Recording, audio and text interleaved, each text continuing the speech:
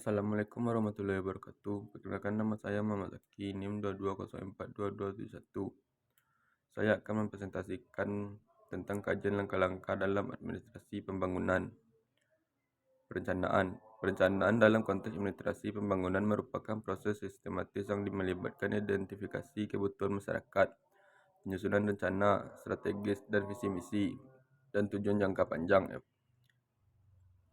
Evaluasi sumber daya finansial dan manusia, partisipasi aktif masyarakat, penyusunan rencana taktis dan langkah-langkah konkret. Selanjutnya, perizinan. Perizinan dalam konteks administrasi pembangunan adalah proses resmi yang melibatkan perizinan dan persetujuan dari otoritas terkait seperti pemerintah daerah atau badan regulasi. Ketersediaan dana anggaran.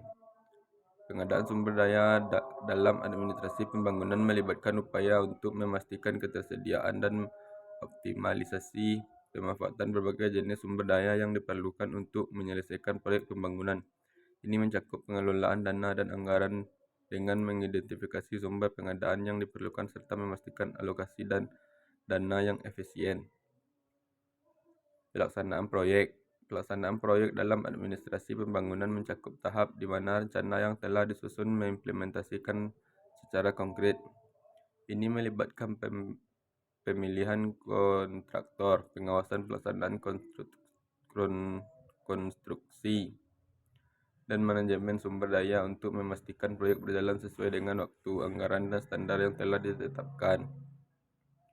Selanjutnya, pemantauan dan evaluasi.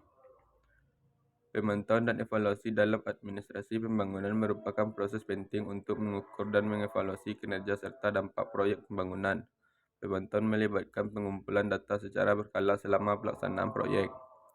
Kemungkinan tim proyek untuk mengidentifikasi perubahan, mengatasi hambatan, dan memastikan ketercapaian tujuan secara tepat waktu. Selanjutnya, manajemen risiko. Manajemen risiko dalam administrasi pembangunan adalah pendekatan sistematis untuk mengidentifikasi, mengevaluasi, dan mengelola potensi risiko yang dapat mempengaruhi kelancaran dan keberhasilan proyek. Ini melibatkan proses pengenalan risiko potensial, penilaian dampaknya, dan pengembangan strategi untuk merespon atau mengurangi risiko tersebut. Manajemen risiko juga mencakup pemantauan berkelanjutan selama pelaksanaan proyek untuk mendeteksi perubahan dan tingkat risiko yang mengambil tindakan korektif sesuai kebutuhan. Partisipasi masyarakat.